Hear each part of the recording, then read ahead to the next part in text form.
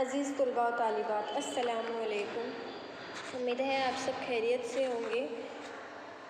आज हम हमारे सबक नंबर 13 का सेशन 4 देखने जा रहे हैं। इससे पहले की वीडियोस में काफ़ी कुछ मालूमात मैं आपको इस सबक से रिलेटेड दे चुकी हूँ, लेकिन फिर भी थोड़ा रिवीज़न कर लेते हैं पहले का, ताकि दोबारा आपके अच्छे से जहन नशीन हो जाए। हम पढ़ रहे हैं बरकी रो के मिकनातीसी असरात। अब बरकी रो यानी करंट और मिकनातीसी असराहियत यानी मैग्नेटिक, ये दोनों का क्या कनेक्शन है, ये दोनों किस तरीके से काम करते हैं, ये दोनों के बारे में हम जानकारी हासिल कर रहे हैं। आगे देखते हैं। इसका गुजराती का नाम यहाँ दर्ज है, विद्युत प्रवाह અને चुंबकीय असरो।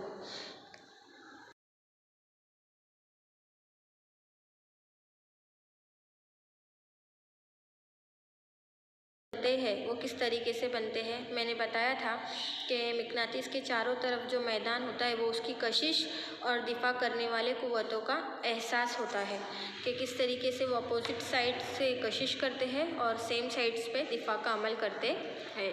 और ये जो मैदान कहलाता है ये मिकनातीसी मैदान कहलाता है। इसमें घुमावदार खतूत और हर एक नुक्ते पर मिकनातीस की कुव्वत की सिमत ज़ाहिर की जाती है, जिससे मिकनातीसी खतूत बनते हैं, जो मैंने आपको और तफसील से पुरानी वीडियोस में समझाया है। यहाँ पर मैंने आप लोगों को समझाया था कि इस तस्वीर के ज़रिए क्या नताइज अक्स कर सकते हैं कि क्या छड़नुमा मिकनातीस के गिर्द बनने वाला जो खतूत है वो मिकनातीसी मैदानी खतूत है। तो इस मैदानी खतूत की सिमत का इससे पहले तो पता चलता है शुमाली कुतुब और जुनूबी कुतुब का कि वो कौन सी सिमत इख्तियार कर रहे हैं। दूसरा, मैदानी खतूत की क्लोजनेस यानी कुर्बत कितनी ज़्यादा है, यानी वो कितना ज़्यादा एक दूसरे को आपस में अट्रैक्ट कर रहे हैं, कशिश कर रहे हैं, कितनी उनके अंदर नज़दीकी है, वो बात हमें पता चलती है। दूसरा, मिकनातीसी मैदान की निस्बत यानी उसमें जो ताकत है उसका स्ट्रेंथ का पता चलता है। जब बहुत ज़्यादा मैदानी खतूत होंगे वहाँ किसी दूसरी मिकनातीस की कुतुब पर ज़्यादा क़ुव्वत काम करती है, वहाँ मैदान ज़्यादा ताकतवर होता है। इसी तरीके से तीसरा, कोई दो मैदान भी एक दूसरे को कता नहीं करते, यानी वो कता करने का काम नहीं करेंगे। बिल्कुल सादा वजह है, यानी अगर वो एक दूसरे को कता करेंगे तो ये मतलब होगा कि नुक्ते तुकात यानी पॉइंट ऑफ इंटरेक्शन जो कुतुबनुमा की सुई जो दो मुखालिफ सिमतों में होती है, लेकिन ये इशारा करेंगी कि ये नामुमकिन है। तो इस तरीके से इससे बनने वाला जो मैदान है वो आपस में बहुत क्लोजनेस खतूत बनाता है। अब उसके बाद मिकनातीसी मैदान किस तरीके से बना था मैंने यहाँ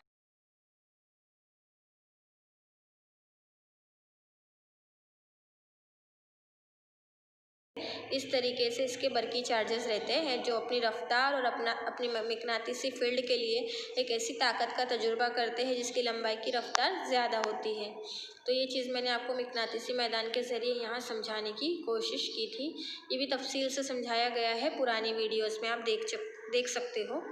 अब इसी तरीके से हमने कल देखा था दाहिने हाथ के अंगूठे का कुलिया, फ्लेमिंग के दाहिने हाथ के अंगूठे का उसूल। ये भी बहुत सादा सी बात थी कि किस तरीके से फ्लेमिंग ने करंट बरदार तार यानी जो तार होता है जिससे करंट पास हो रहा है वो तार को, अब जाहिर सी बात है करंट बरदार तार यानी करंट बहते हुए तार को हाथ में नहीं लिया है, सिर्फ निशानदेही बताई है कि वो अगर उस तार में से करंट बहता है और उसके अंदर हम मुट्ठी बांध कर रखते हैं तो वो मुट्ठी के बांधने के बाद जो मुट्ठी का जो हाथ है उसके ऊपर जो हमारा अंगूठा है वो नीचे की सिमत में होगा, जो जहाँ से करंट बह रहा है, यानी करंट यहाँ से नीचे की सिमत में बहेगा। और इतनी जो मुट्ठी रहती है वो मुट्ठी जो है वो मुट्ठी यहाँ पर जो है मिकनातीसी मैदान की तरफ निशानदेही करेंगी, जो यहाँ पर हम लोग देख रहे हैं। यानी ये जो ये मैदान बन रहा है ये मिकनातीसी मैदान जो है ये मुट्ठी की तरफ इशारा करता, गिर्द लपटी हुई उंगलियाँ जो है वो मिकनातीसी मैदान की खतूत की सिमत में इजहार करेंगी। इसे दाहिने हाथ के अंगूठे का कुलिया कहते हैं, यानी फ्लेमिंग के दाएं हाथ के अंगूठे का उसूल कहते हैं। अब इसके बाद हमने इलेक्ट्रोप्लेटिंग भी पढ़ा था। जो इलेक्ट्रोप्लेटिंग है वो ऐसा स्टील की छड़ यानी सी छड़ी होती है जो जिसके अंदर से तांबे की तार की पट्टियाँ जो है लपेटी हुई होती है, और उसके अंदर से जब बरकी रव गुजारते हैं तो वो स्टील की छड़ जो है मिकनातीस के मानिंद काम करने लगती है। तो वो जो रहती है वो मिकनातीसी मैदान को जाहिर करने का काम करती है। अब ये जो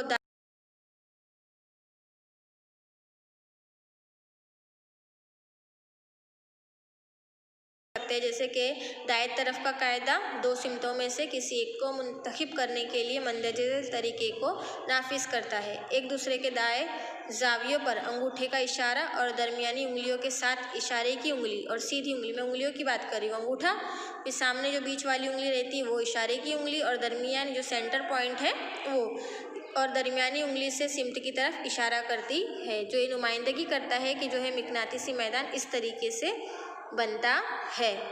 अब मैं बात कर रही थी बरकी मिकनातीस की, तो बरकी मिकनातीसी यानी कि इलेक्ट्रोप्लेटिंग, जो इलेक्ट्रोप्लेटिंग है वो स्टील की छड़ को बरकी रो और कोयल के ज़रिए मिकनातीस का अमल, यानी इस तरीके से कैसे मिकनातीस के ज़रिए ये काम करेंगी, तो ये तजुर्बे से यहाँ पर बताया गया है कि एक ऐसी छड़ी है जो स्टील की है, उस पर तांबे का तार लपटा गया है और तांबे के तार लपेटने के बाद उसमें से बरकी रौ सर्किट के ज़रिए गुजारी जाती है। जब बरकी रौ उसमें से गुजरती है, ये चार्जेस यहाँ पर है ये सर्किट के, तो जब वो गुजरती है तो ये जो पट्टी है वो बिल्कुल मिकनातीस की तरह काम करती है। तो ये बरकी मिकनातीस का एक उसूल हुआ। फिल्मनु जमड़ा हाथ में अंगूठानो नियम, हम फिर से अंगूठे के नियम पर आ रहे हैं। यह एमपी है, आप लोग उसको बहुत अच्छे से तैयारी करना ताकि इम्तिहान में पूछा जाए तो आप बआसानी इसके बारे में लिख सकते हो। अब देखो फ्लेमिंग के जो दाहिने हाथ का कुलिया है, मौसल की हरकत और बरकी रो की सिमत, यानी मौसल यानी जो बर्क के अच्छे मौसल होते हैं तो उसकी हरकत और जो बरकी रो जो करंट गुजर रहा है उसकी सिमत को का जो दोनों का जो ताल्लुक है बरकी रो का और मौसल हरकत का, वो दोनों ताल्लुक को दाहिने हाथ की मुट्ठी के कानून से जाहिर किया गया है। यानी जो मुट्ठी बंदी है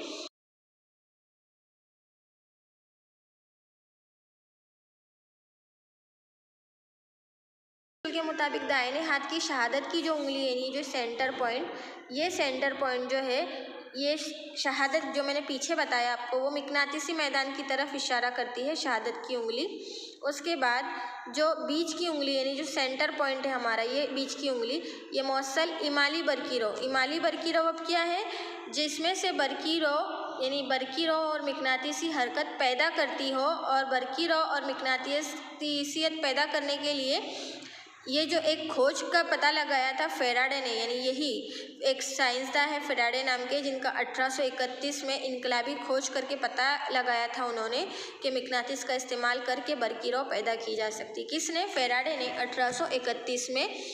बहुत हंगामी खोज थी उनकी और इससे पता लगा था कि 1831 में फेराडे ने ये पता लगाया था कि बरकी रौ और मिकनातीस दोनों का अगर हम इस्तेमाल करेंगे तो वो दोनों जो है उसमें बरकी रौ पैदा हो जाती है, जिनसे एक इमाली कुव्वत का जो फ़र्क है वो पैदा होता है, जो सर्किट में इमाली बरकी रौ यानी कुदरती एक इफ़ेक्ट पैदा करती है, तो वो जो रहता है वो ऑटोमेटिकली इलेक्ट्रो इंडक्शन उसको कहते हैं। इस तरीके से वो बरकी रौ को इमाला कहते हैं। तो यहाँ पर वो बरकी रौ जब मिकनातीसी मैदान बनेगा, मौसल तार की हरकत रहेंगी, तो ये सीधी उंगली जो है हमारी पहली शहादत की उंगली, वो जो है मिकनातीसी मैदान की तरफ इशारा करेंगे। बीच की जो उंगली है और जो अंगूठा है वो एक दूसरे के उमूद पे रहेगा। ये है ना, एक उमूद बन रहा है, तो ये उमूद जो अंगूठा और जो उंगली है हमारी, अंगूठा और बीच की उंगली एक दूसरे को उमूदी में रखा जाएगा, जबकि शहादत की जो उंगली हमारी बरकी मैदान की सिमत यानी मिकनातीसी मैदान कितना बन रहा है उसका पता देंगी, और अंगूठा जो है वो हमारी मौसल हरकत का यानी जो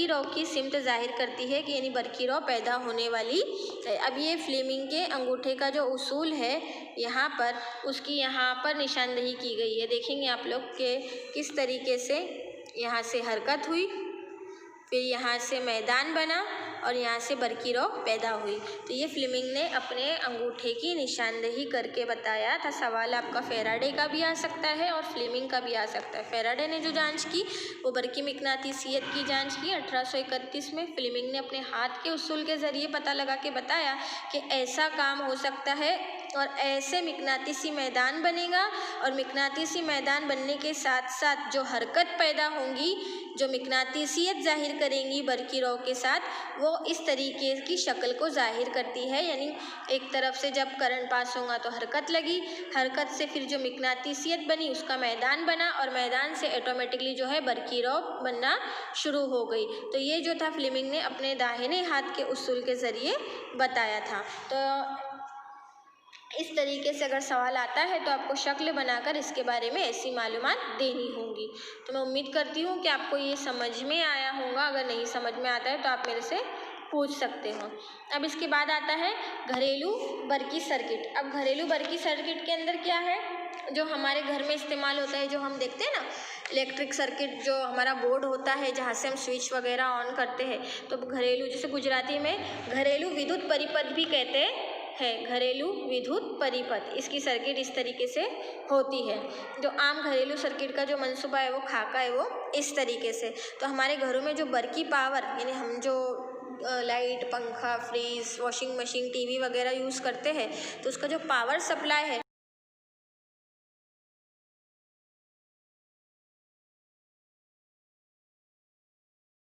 कनेक्शन रहता है, तो उस कनेक्शन में उसका सप्लाई या तार डाला जाता है, जिसे मजबूत यानी पॉजिटिव चार्ज कहते हैं, और उस पर लाल रंग का प्लास्टिक चढ़ी होती है। यानी कि जो लाइट वगैरह जलता है, जिसे देखते हैं ना हम कि भाई लाइट शुरू है, पावर आई हुई है, वो तो लाइट चढ़ी रहती है। और दूसरे तार पर काले रंग की प्लास्टिक होती है, उसे न्यूट्रल यानी मनफी कहते हैं। अब अर्थिंग के जो रंग होता है वो हरा होता है, यानी अर्थिंग का जो रंग, यानी ज़मीन में से जो करंट पास करने की सिस्टम डाली गई है उसे अर्थिंग कहते हैं, और अर्थिंग तार का जो रंग होता है वो हरा होता है। और हिंदुस्तान और ज़्यादा ममालिक में इन तारों के दरमियान 220 वोल्ट का बिलकुवत फ़र्क होता है। अर्थिंग का जो तार इस्तेमाल होता है, जो ज़मीन से डाला जाता है, वो 220 वोल्ट का तार होता है, जो बहुत ज़्यादा कुवत वाला होता है। ये तार घर के अंदर अलग अलग बरकी दौर को बिजली फराहम करता है। हमारे घर में जितनी भी चीज़ें हैं इलेक्ट्रिक, जैसे इलेक्ट्रिक सिगड़ी हो, वो तमाम चीज़ों को जो है वो बिजली यानी लाइट फ्राहम करता है, जिससे हम उसको स्विच के ज़रिए, हमारे बोर्ड के स्विच के ज़रिए इस्तेमाल करते हैं। फ़ैन ऑन करते हैं, टीवी ऑन करते हैं, फ्रिज ऑन करते हैं, तो तमाम चीज़ों को जो वो अर्थिंग वायर से जोड़ा जाता है, और वो अर्थिंग वायर के ज़रिए फिर वो चीज़ें जो है अलग अलग तरीके से स्टार्ट हो जाती है। तो अलग अलग बरकी दौर का इस्तेमाल किया जाता है। एक होता है 15 वोल्टेज वाला, जिससे पावर के लिए, दूसरा होता है 54 वोल्टेज वाला, जिसे कम शरह वाली बिजली के सामान के लिए इस्तेमाल किया जाता है। अर्थ का तार आमतौर पर घर के नज़दीक ज़मीन के अंदर दबी हुई धात की प्लेट से जोड़ा जाता है। एक गड्ढा यानी एक गड़ा खोदा जाता है ज़मीन में घर के नज़दीक ही, और वहाँ पर वो जो हरे रंग का जो वायर है और उसके साथ धातु की प्लेट और नमक का जो होता है, वो नमक धातु की प्लेट, उससे जोड़ा जाता है, और फिर वहाँ से करंट पास करके हमारे घर के अंदर उस वायर को लाया जाता है जो बोर्ड से जुड़ा होता है। और बोर्ड के साथ साथ तमाम घर में जहाँ जहाँ पॉइंट दिए रहते हैं घर के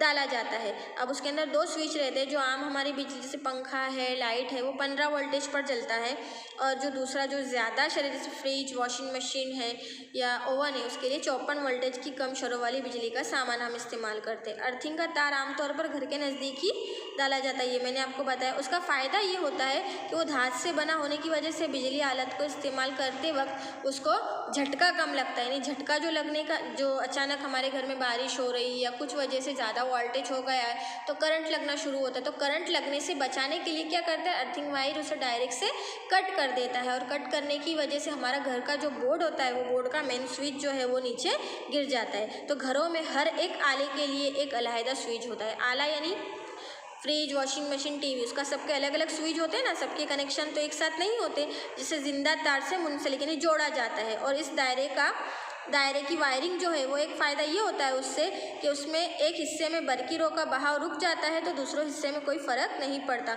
और बाकी तमाम जो जितने आलात हैं उनको जो बर्क है वो बआसानी मिलती रहती है, वोल्टेज के ज़रिए मिलती रहती है। तो हमारी जो घरेलू सर्किट है, हम देख सकते हैं कि अगर हमने पंखा बंद करा तो पंखा बंद होगा, लेकिन टीवी हमारी चलती है, उसको टीवी नहीं बंद होगी, पंखा बंद होगा।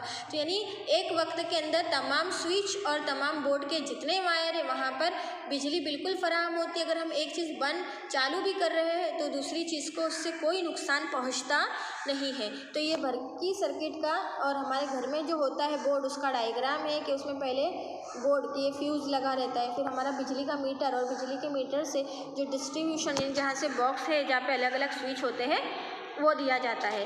तो इतना मैंने आज आपको समझाया, उम्मीद करती हूँ ये आपको समझ में आया होगा। अगर कुछ नहीं समझ में आता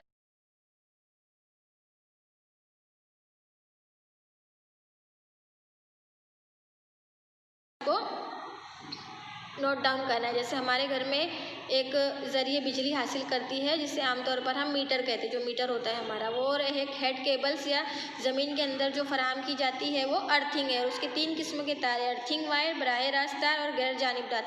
अब अर्थिंग जो हरा होता है, बराह रास्त जो बिजली फराहम करता है वो रेड कलर का, और गैर जानिबदार जो ब्लैक कलर का होता है। ये आमतौर पर सब्ज़ रंग के होते हैं अर्थिंग का जो वायर होता है। और घर के करीब ज़मीन में रखी हुई धात की जो एक प्लेट होती है, देखना आप सर्च करना यूट्यूब पर कि अर्थिंग कैसी जोड़ी जाती है, तो आपको बाकायदा पूरा अर्थिंग का एक सिस्टम बताएगा। ज़मीन में गड्ढा खोदा जाता है, उसमें एक प्लेट रखी जाती है, वो गड्ढे को कुछ दिन तक यूँ ही छोड़ा जाता है, और फिर उसके अंदर नमक वगैरह डाला जाता है, उसमें बर्फ पैदा होता है, फिर वहाँ से करंट के ज़रिए हमारे घरों के नज़दीक ही उसको मीटर से जोड़ा जाता है।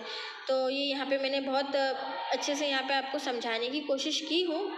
और ये एक अर्थिंग इसलिए जोड़ी जाती है कि हमारे घर में होने वाले नामुनासिबात झटके या करंट लगना जो है वो ऐसे हादसात हमारे घर से टल सके, इसीलिए अर्थिंग को ख़ास तौर पर जोड़ा जाता है कि हमारे घर में जो हादसात है वो हादसात से बचा जा सके। अगर कुछ हो गया, ज़्यादा वोल्टेज आ गया पावर का, या बारिश के मौसम में दीवारों में जो करंट उतरने का सिस्टम है वो ना हो, इस वजह से अर्थिंग को जोड़ा जाता है, ताकि आपके घर में हादसात होने से बच जाए। और ऐसा कुछ करंट का मामला होता है तो अर्थिंग के ज़रिए डायरेक्ट मेन स्विच ही बंद हो जाता है। ये मैंने यहाँ कुछ मालूमात आपको देने की कोशिश की हूँ। आप चाहे तो इसे नोटबुक में कंपलसरी आप इसको लिख ही लेना, ये ताकि आपको इम्तिहान में घरेलू विद्युत परिपथ के बारे में पूछा जाए तो आप इस तरीके की शक्ल बनाकर इसके बारे में इस तरीके से लिख सकते हैं। तो आज की वीडियो में बेटा इतना ही, उम्मीद करती हूँ आपको ये समझ में आया होगा। अगर कुछ नहीं समझ में आता है तो आप मुझे मैसेज के ज़रिए पूछ सकते हैं। 5वीं यूनिट टेस्ट के अंदर शायद ये